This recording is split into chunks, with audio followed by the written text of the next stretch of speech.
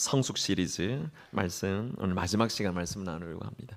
오늘 우리에게 주시는 말씀 안에서도 온 교회 모든 성도님들께서 하나님 앞에 더욱 행복한 삶이 되실 수 있기를 예수님의 이름으로 축복합니다. 옆에 계신 분에게 한번 물어보십시오. 행복하십니까? 네. 네. 행복하십니까? 물어보는데 갑자기 훅 들어오니까 뭐라고 대답해야 될지, 표정은 행복하다고 표정을 지으려고 하는데 내 마음이, 내 삶이 안 그래서 부담이 되는 분들이 혹 계실지 모르겠습니다. 전쟁 때 캘리포니아 사막 가장자리에 주둔한 한 부대에서 일하는 남편과 결혼을 해서 그 남편을 따라서 간 젊은 신부가 있었습니다. 이 젊은 신부가 생활하는 환경은 사막이니까 아주 열악한 환경 속에 살아야 됐습니다. 캘리포니아 사막 가장자리에 있는 인디언들, 그들이 주변에 있었고, 또 인디언 마을 근처에 오두막집을 하나 지어놓고 거기서 사막의 뜨거운 열기와 사막의 모래바람, 먼지 이런 것들 속에 살아가야 했습니다. 그런 환경 속에서 이 젊은 신부가 너무 길고 지루한 그런 나날을 견디고 있었습니다.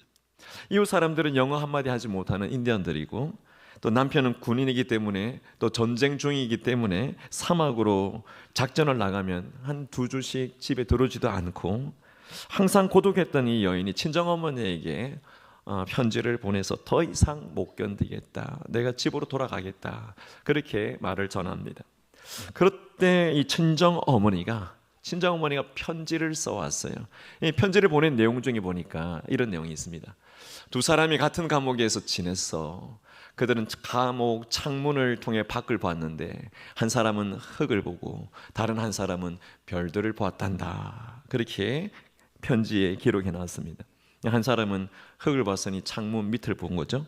한 사람은 별을 봤다니까 창문을 보면서도 위를 본 것입니다.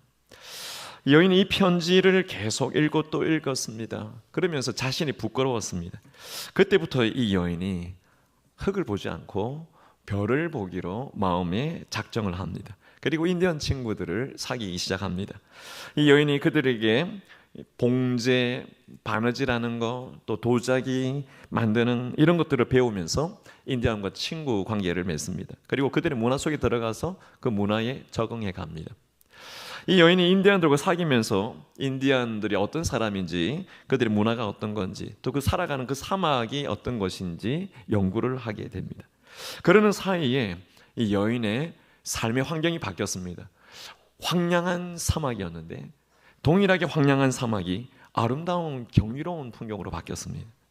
이 여인이 자신이 경험한 것들을 편지에 써서 친정어머니에게 보냈습니다. 그리고 난 다음에 이 여인이 그 지역의 인디언들과 그 사막에 관해서 전문가가 돼서 관련된 책도 집필해서 냅니다. 여러분, 이 여인의 삶에 무엇이 바뀌었습니까? 사막이라고 하는 환경이 바뀌었습니까? 아니면 인디언이라고 하는 주변 인물들이 바뀌었습니까? 다른 것들이 바뀌지 않았습니다. 여인의 태도가 바뀐 것이죠. 이 여인의 마음가짐이 바뀐 것입니다. 마음의 자세가 변하고 그의 삶의 태도가 바뀌니까 사막도 인디언들도 아무런 문제가 되지 않았던 겁니다. 오히려 골칫덩어리였다 생각했던 이 사막에 남편 없이 지내야 되는, 그 홀로 되는 시간들이 많았음에도 불구하고 주변에 있는 인디언들이 오히려 이 여인에게는 보물이 된 것이죠. 보물이 된 겁니다. 여러분, 성경에도 이와 같은 예를 찾으라고 하면 얼마든지 찾을 수 있을 것 같습니다. 단적으로 다윗과 골리앗 이야기 잘 아시잖아요. 이스라엘 군인들이 골리앗을 바라볼 때 어떻게 바라보았습니까? 너무나 적장이 커서 어떻게 죽일 수 없고 물리칠 수 없는 그런 존재, 이렇게 바라봤지만 다윗은 골리앗을 바라보면서 관역이 너무 커서 넘어뜨리지 않을 수 없는, 하나님의 이름으로 물리치면 얼마든지 물리칠 수 있는 그런 존재라고 봤던 겁니다. 여러분, 우리 그리스도인은 성령께서 원하시는 마음을 가지면, 성령께서 원하시는 그런 태도를 가지면 어떤 환경에서도 모든 것을 넉넉히 이길 수 있고 또 선한 영향력을 감당하실 수 있다는 사실 믿으실 수 있기를 먼저 축복합니다. 여러분, 오늘 말씀 정말 본문이 짧죠. 빌립보서 4장 4절 한 절 말씀인데 오늘 말씀 또한 그러합니다. 사도 바울이 감옥에 갇혀 있으면서 빌립보 교인들에게 편지하기를 이렇게 편지했어요. 너무 짧은 구절이니까 한 번 더 같이 읽어볼까요? 시작. 주 안에서 항상 기뻐하라. 내가 다시 말하노니 기뻐하라. 여러분, 항상 기뻐하라고 말합니다. 여러분, 바울이 이렇게 말할 때 그냥 입에 발린 말일까요? 그냥 기뻐해야 된다, 기뻐해야 된다, 그렇게 입에 발린 말이 아니라는 걸 증명하기 위해서 내가 다시 말하노니, 내가 마음을 다해서 다시 한 번 더 이야기하노니, 진심으로 내가 이야기하노니 기뻐하라, 그렇게 말하고 있습니다. 그래서 4절을 보시면 우리가 이것이 바울의 진심이구나 하는 것을 알 수 있습니다. 여러분, 감옥에 갇혀 있었던 바울 아닙니까? 감옥에 갇혀 있으면서도 감옥 밖에 있는 교인들에게 기뻐하라 이렇게 권면했는데 바울은 정작 자신이 기뻐했을까요? 4장을 이제 4절에서 전체 본문을 보시면 바울이 어떠했는가 알 수 있습니다. 여러분, 4장 10절 여러분 성경을 찾아서 보시면 이런 고백합니다. 내가 주 안에서 크게 기뻐함은, 내가 주 안에서 크게 기뻐한다, 그런 표현을 쓰고 있습니다. 그리고 1절에 가서 보시면 빌립보 교인들을 편지로 만나는데 빌립보 교인들이 나의 기쁨이다, 그런 표현도 하고 있습니다. 사도 바울이 감옥에 있었지만 크게 기뻐하면서 오히려 감옥 밖에 있는 그 교인들에게 기뻐하라고, 계속 기뻐하라고. 그래서 빌립보서의 말씀에 보면 기쁨, 기뻐하다라고 하는 단어가 얼마나 많이 나오는지 모릅니다. 비록 바울이 감옥에 갇혀 있었지만 그가 감옥에 갇혀 있었던 것이 아니라 큰 기쁨에 사로잡혀 있었던 거죠. 바울을 사로잡고 있는 이 큰 기쁨이 그냥 자기 안에만 있었던 것이 아니라, 감옥 안에만 있었던 것이 아니라 이것이 넘쳐서 감옥 밖으로 빌립보 교회 교인들에게까지 흘러갔다는 사실이 정말 중요합니다. 오늘 이 아침에 나오신 사랑하는 여러분, 우리 자신의 내면에 흘러넘치는 이 기쁨을 가지고 있다면 여러분들은 신앙생활의 비결을 이미 터득한 것입니다. 내 자신에 흘러넘치는 이 기쁨이 그냥 내 안에만 있지 않고 바깥으로 흘러가고 있다면 여러분들은 다른컨대 기쁨의 사역자가 분명합니다. 여러분, 정말 좋은 것을 자기만 누리고 있으면 그 사람은 좋은 것을 누리는 경험자죠. 정말 좋은 것을 자기만 누리고 있으면 좋은 것이기 때문에 그 사람은 수혜자입니다. 그러나 그것을 다른 사람에게 흘려보내면서 다른 사람에게 좋은 감염을 시키고 좋은 전염을 시키고 있다면 이 사람은 사역자입니다. 사역자는 그렇게 하는 사람이잖아요. 기쁨의 사역자입니다. 사도 바울이 세상에 갇혀서 편하게 살면서 누릴 것 다 누리고, 또 내가 누릴 게 너무 많아서 그 부자와 같이 막 쌓아둔 재물이 너무 많아서 그래서 기쁨이 넘쳤던 게 아닙니다. 감옥에 갇혀 있었을 뿐만 아니라 언제 불러서 사형을 처할지도 모르는, 죽을지도 모르는 그런 상황에 있었지만 바울은 그 마음의 기쁨이 가득했습니다. 여러분, 궁금하지 않습니까?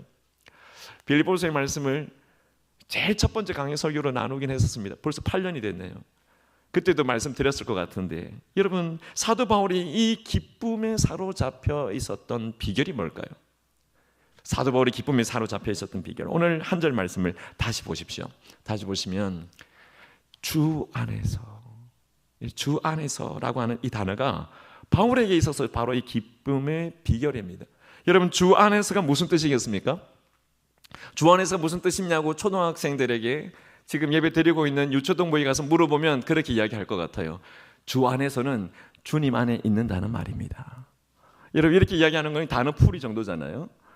주 안에서라고 하는 이 말은 한마디로 말하면 하나님과 아주 밀접한 관계, 하나님과 아주 친밀한 접속이 되어 있는 관계, 하나님과의 그 관계를 뗄래야 뗄 수 없는, 하나님 안에 내가 딱 붙어 있는 그런 접속, 그런 관계를 주 안에서라고 이야기할 수 있습니다. 여러분, 사도 바울이 빌립보서 1장 1절 2절 말씀에서 감옥 안에 있으면서 눈에 보이지 않는 교인들에게 편지를 쓸 때 어떤 마음으로 편지를 썼는지 보여주는데요. 1절, 2절을 보십시오. 이렇게 표현하고 있죠. 그리스도 예수의 종 바울과 디모데는 너희에게 문안한다. 그러면서 하나님 우리 아버지와 주 예수 그리스도로부터 은혜와 평강이 너희에게 있을지어다 축복을 합니다. 여러분 이 구절을 잘 보시면 바울이 하나님을, 예수님을 어떻게 생각하는가 알 수 있습니다. 여러분 하나님을 뭐라고 바울이 불렀습니까? 아버지라고 불렀습니다. 우리 아버지, 나의 아버지라고 부른 것이죠. 예수님을 뭐라고 인정하고 있습니까? 주 예수 그리스도라고 했으니 그분은 예수님을 주님이라, 자신의 주님이라고 인정하고 있습니다. 그리고 자신은 예수님과의 관계 속에서 어떤 존재라고 표현하고 있습니까? 예수 그리스도의 종, 그리스도 예수의 종이라고 표현을 하고 있습니다. 그리고 하나님 우리 아버지와 주 예수 그리스도가 은혜와 평강이 있는 원천이라고 하는 사실을 바울은 분명하게 알고 있었습니다. 여러분 이것을 보면 바울에게 있어서 기쁨이 어디서 왔는지 알 수 있습니다. 바울에게 있어서 내면의 그 기쁨은 하나님 아버지로부터 왔고 자신의 삶의 주인 되시는 예수 그리스도에게로부터 온 것이고 그가 종으로 주님을 따라갈 때 누리고 있었던 기쁨이 바로 그가 가지고 있는 기쁨입니다. 그래서 예수 안에서 하나님을 우리 아버지, 나의 아버지 이렇게 부를 정도로 3절에서도 계속 그 고백을 합니다. 나의 아버지, 아버지, 아버지 이렇게 말할 정도로 하나님과 다 붙어 있는 사람. 여러분 하나님께서 우리를 자녀 삼아 주셨는데 그냥 형식적 관계가 아니라 진짜 내 아버지라고 부르시는 그 관계가 되었다는 것이 기쁨의 비결입니다. 사랑하는 여러분, 사도 바울이 예수 그리스도를 믿지 않고 하나님과 관계가 단절되어 있었던 과거에는 어땠습니까? 과거에는 스데반을 죽이는데 앞장서는 사람이었습니다. 예수 믿는 사람들을 찾아가서 죽이기 위해서 그렇게 앞장서는 사람이 사도 바울이었지만 그가 예수 그리스도를 구주와 주님으로 모신 후에는 하나님으로부터 은혜와 평강을 얻고 기쁨을 누렸던 사람이 바로 바울입니다. 여러분 이것처럼 바울이 예수 그리스도를 영접해서 주님을 내 자신 안에 모셔드렸던 이것이 기쁨의 비결입니다. 오늘 이 자리에 계신 사랑하는 여러분, 여러분들 안에 주님을 모시고 계십니까? 예수 그리스도를 나의 삶의 구주 주님으로 온전히 모셨습니까? 물론 따라가는 일들을 잘 못하기 때문에 내가 온전히 모셨나 안 모셨나 거기에 자꾸 물음표를 찍는 분들이 계시긴 합니다. 그러나 내가 주님을 모시겠다, 내가 주님을 모셨다라고 하는 것은 내 마음 그 자체를 정확하게 들여다보시면 됩니다. 만약에 오늘 내 안에 예수 그리스도를 나의 구주와 주님으로 아직까지 모시지 못한 분이 계시다고 한다면 오늘 사도 바울이 주 안에서라고 말하는 것처럼 하나님과 완전히 접속된 친밀한 관계를 원하기 때문에 내가 그분을 아버지라고 부를 수 있고 아버지라고 부르는 그분 앞에 내가 종으로 살아갈 수 있는 마음이 있기 때문에 주여 지금 오셔서 내 안에 임하여 주시고 나의 구주와 주님이 되어 주십시오. 주님이 오신다면 내가 마음껏 영접하겠습니다. 그런 마음만 가지고 계시면 얼마든지 오늘 이 시간 우리 주님을, 우리 구주를 내 안에 온전한 주님으로 모시게 될 줄 믿으시기를 바랍니다. 그렇게 주님을 내 안에 모시고 구주를 내 안에 온전히 고백하실 수 있는 모든 분들이 되실 수 있기를 간절히 원합니다. 여러분 왜냐하면 여기에 기쁨의 비결이 있기 때문입니다. 사랑하는 여러분, 사도 바울이 기쁨의 비결이 주 안에 있다, 주 안에서라고 이렇게 말하는 것은 예수님께서 우리의 완벽한 구원자가 되시기 때문에 이 고백을 하고 있는 겁니다. 예수 그리스도를 영접하고 예수 그리스도를 마음에 늘 본받고 주님께서 허락하시는 그 복음을 전하는 그 사역을 하고 예수 그리스도 안에서 어떤 환경이나 어떤 어려운 형편에 처하더라도 내가 자족할 수 있는 능력을 배우고 체험을 하고 예수 그리스도 안에서 고통과 고난의 의미를 재해석하면서 그것이 어떤 의미를 갖는지 내가 깨닫고 예수 그리스도 안에서 삶과 죽음의 가치도 분명히 알기 때문에 그리스도 안에서 완성된 천국을 소망하는 그 소망을 가지고 이 땅에 살아가고 있는 분이라고 한다면 여러분 안에 다른 어떤 사람들이 세상적인 가치관으로 그 세속의 기준으로 판단할 수 없는 기쁨, 그 기쁨을 가지고 있다는 사실을 분명히 깨닫는 은혜가 있기를 바랍니다. 여러분 이것이 예수 그리스도를 따르는 제자의 삶입니다.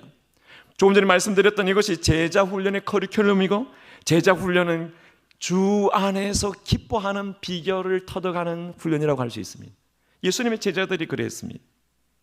사랑하는 여러분, 성령님께서 우리로 하여금 예수님 안에 있는 진리를 보게 하시고 또 예수 그리스도에게 우리 신앙을 계속 집중시키게 하시면서 예수님의 생명이 우리 안에서 약동하는 것, 꿈틀꿈틀거리고 있는 것, 그것 경험하게 하시고, 여러분 그 생명이 약동하고 있으면 가만히 있을 수 없어요. 내 안에 있는 걸 자꾸 주변으로 흘려보내게 하시는 것이 성령의 역사입니다. 그 성령이 다른 데 있지 않고 내 안에 계시기 때문에 그렇습니다. 성령님께서 예수 그리스도의 것으로 우리에게 알려주시면 예수 그리스도 안에서 우리가 영광을 나타내게 되어 있습니다. 모르기 때문에 영광을 잘 못 나타내고 있는 거죠. 성령님께서 우리가 주 안에서 살게 하시고 그 주님의 기쁨이 우리 안에 들어와서 열매를 맺게 하시는데, 그 열매가 바로 성령의 9가지 열매 중에 오직 성령의 열매는 뭐라고 했죠?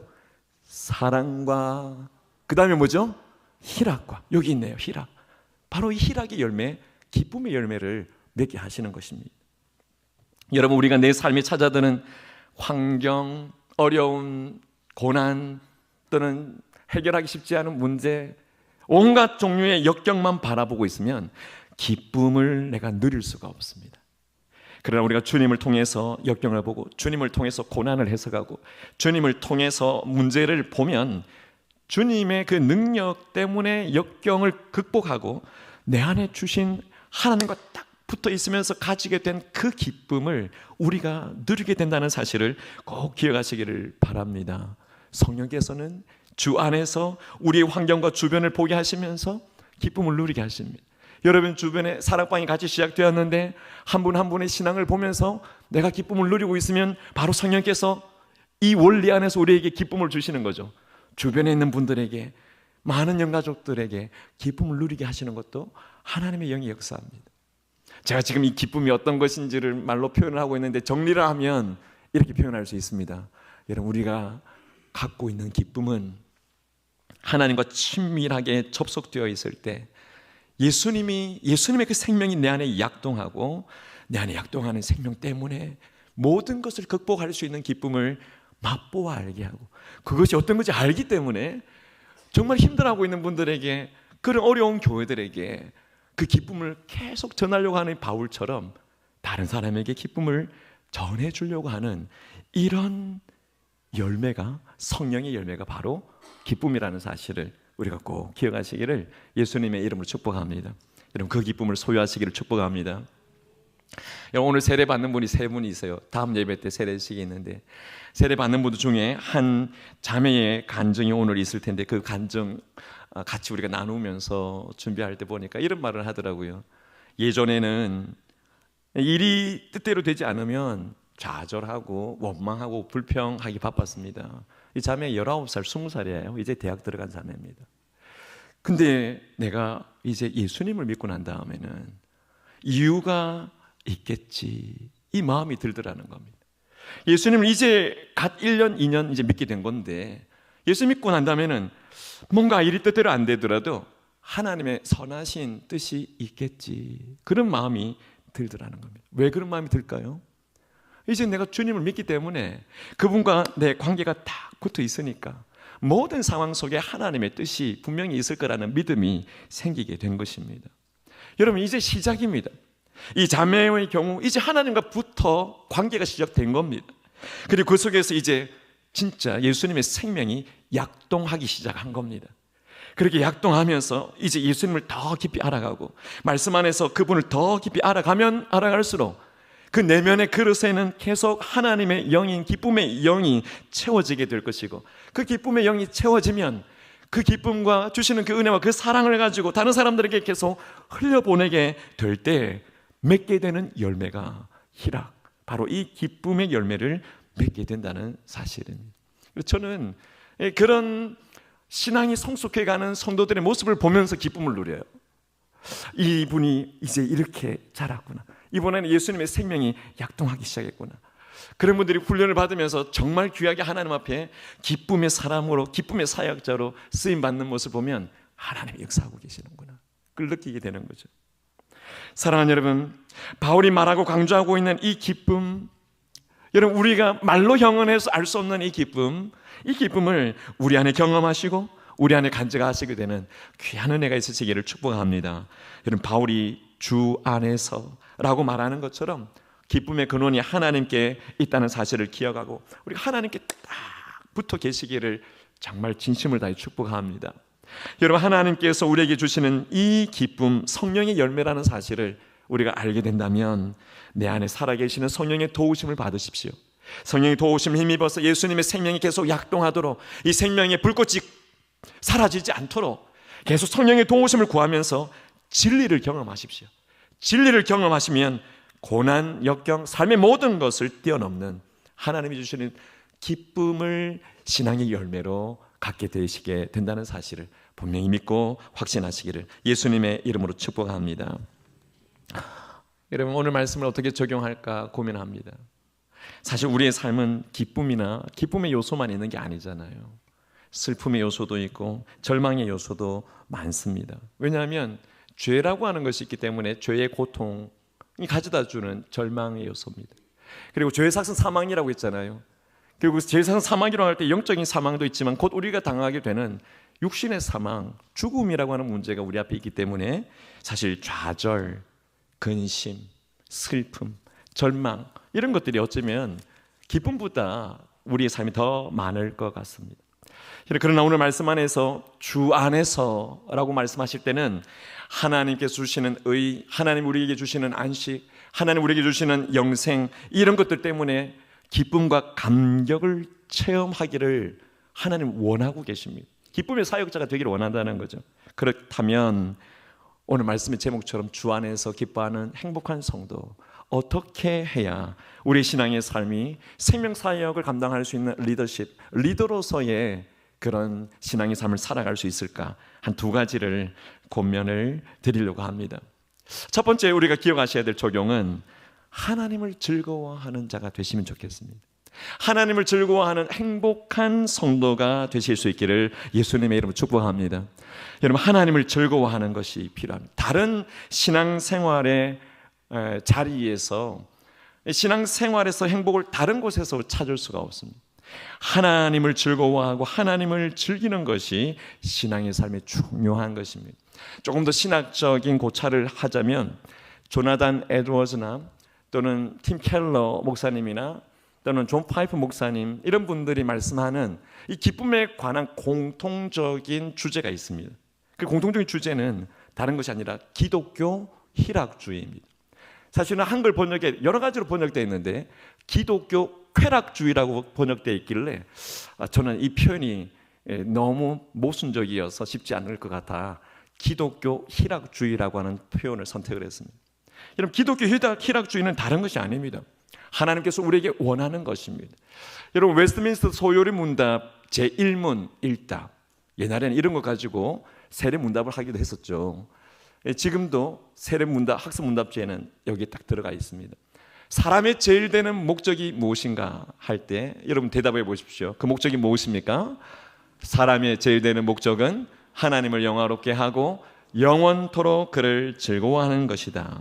일문일답 이렇게 대답할 수 있어야, 고백할 수 있어야 세례 받을 수 있다. 그렇게 공부를 예전에 했었죠. 여러분, 여기서 중요한 것은 하나님을 즐거워하는 것입니다.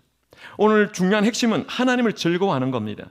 하나님을 즐거워하는 것, 하나님을 즐기는 것, 이것이 기독교 희락주의의 근본입니다. 여러분, 하나님을 즐기는 것, 즐긴다고 하니까, 내가 엔조이 한다고 하니까 하나님을 대상으로 내가 엔조이하는 인간의 이기주의 아닌가 이렇게 생각할 수 있겠습니다만 그렇지 않습니다.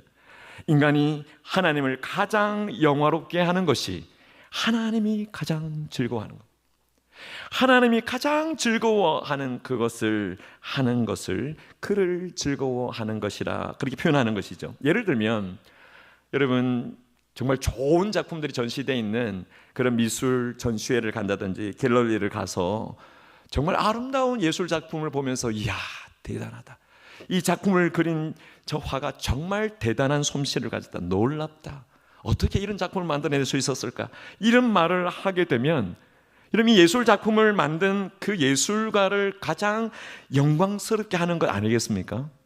마찬가지입니다.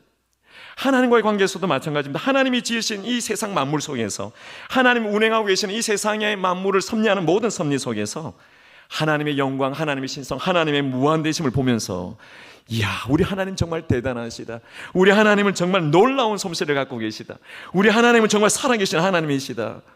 주님의 높고 위대하심은 내 영혼이 찬양하네. 이런 고백을 어디서든지 할 수 있는 그런 외침이 우리 가운데 있으면 누가 영광을 받으시겠습니까? 하나님이 영광을 받으시는 거죠. 여러분, 이것이 하나님을 즐거워하는 것입니다. 사랑하는 여러분, 전능하신 하나님의 오묘하신 섭리가 내 마음과 내 삶 속에 와 닿아서 놀라운 은혜를 깨닫게 될 때 하나님은 내 기도를 무시하지 않으셨군요. 하나님 내 삶에 오셔서 역사하시는 정말 대단한 멋진 하나님이십니다. 그분 앞에 대놓고 하나님 당신은 정말 멋진 하나님이십니다, 그렇게 말할 때 영광이 누구에게로 올려드려지게 되는 겁니까? 하나님께 영광이 되는 겁니다. 여러분, 이것을 하나님을 즐거워하는 것이라고 말씀하고 있는 것입니다. 오늘 이 자리에 계신 모든 분들이 하나님을 즐거워할 때 하나님이 영광 받으심을 믿으시기를 축복합니다. 찬양대의 찬양이 매주 특별하게 올려지는 것도 하나님을 즐거워하는 거죠. 가사 하나하나가 예수 그리스도와 하나님과 성령님에 대해서 그분을 즐거워하는 겁니다. 그분을 즐기는 겁니다.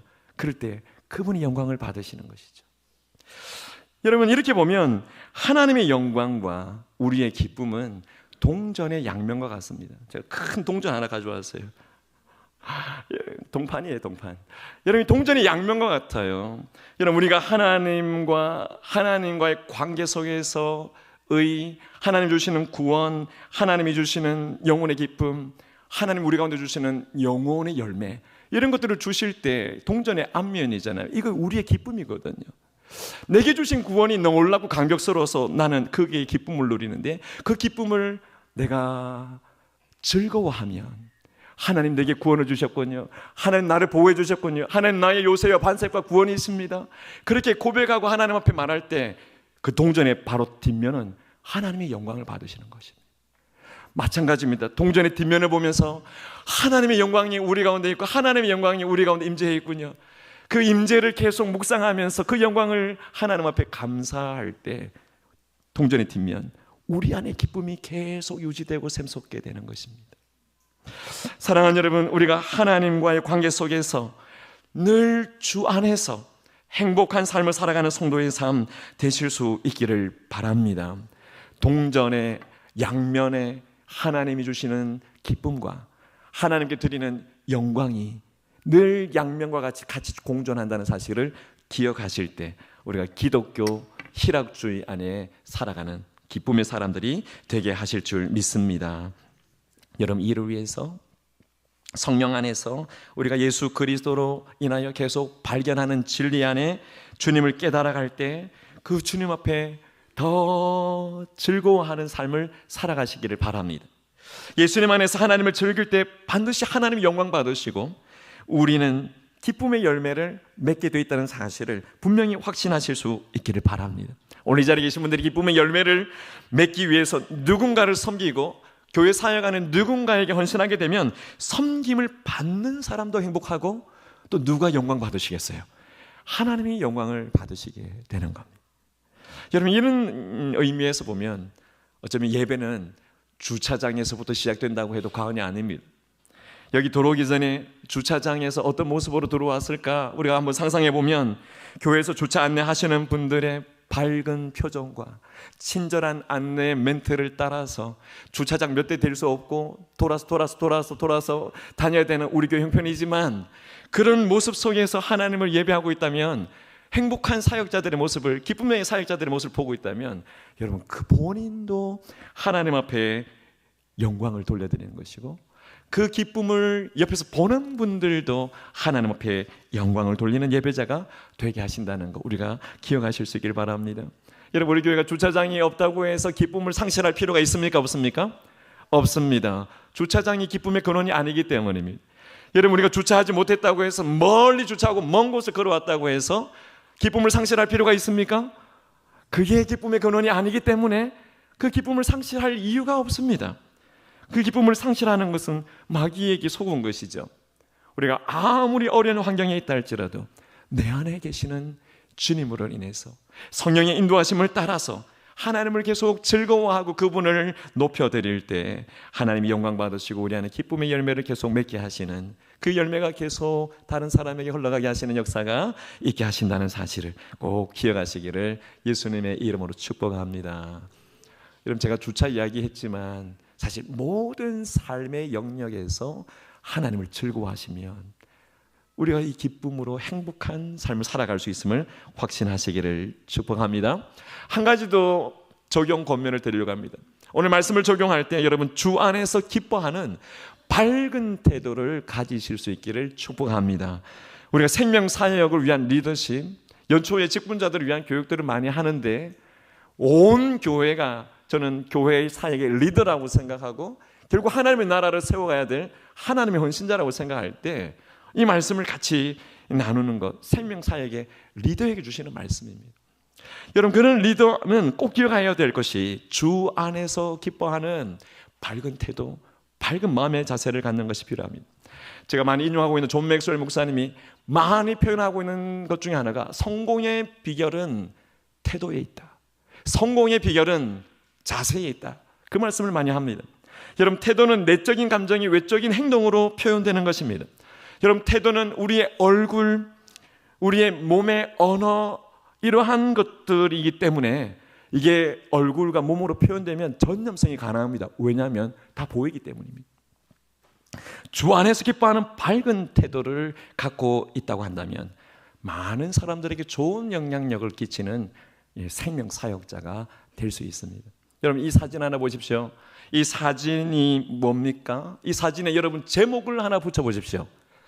아마 어떤 분들은 이 사진에 제목을 붙인다면 날아가는 새, 뭐 다른 제목을 붙인다면 그냥 날아가지 않고 V자로 날아가는 새, 뭐 철새, 이런 제목들을 붙이실까 모르겠어요. 저는 이 사진의 제목을 태도라고 붙이겠습니다. 여러분, 우리가 어떤 태도를 갖느냐에 따라서 우리가 얼마나 잘 날아갈 수 있는가를 결정합니다. 우리의 태도가 뒤따라오는 다른 새, 우리에게 적용하면 뒤따라오는 다른 추종자들을 얼마나 잘 세울 수 있는가를 결정하는 겁니다.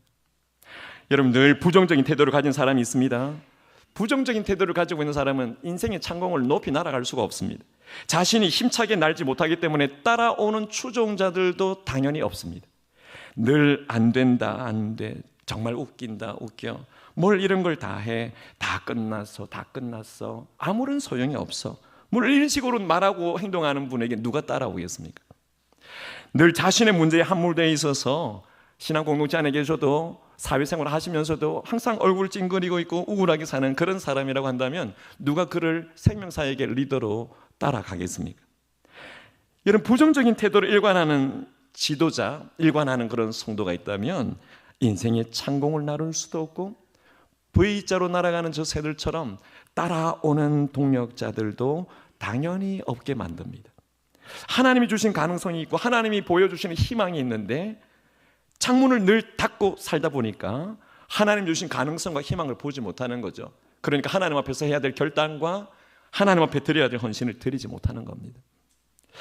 반대로 여러분, 늘 믿음으로 긍정적인 태도와 신앙 자세로 살아가는 사람은 자신의 인생 창공을 힘차게 날아오를 수 있습니다. 힘차게 날아오르는 그 사람의 신앙의 모습을 보고 많은 사람들이 그를 따라갑니다.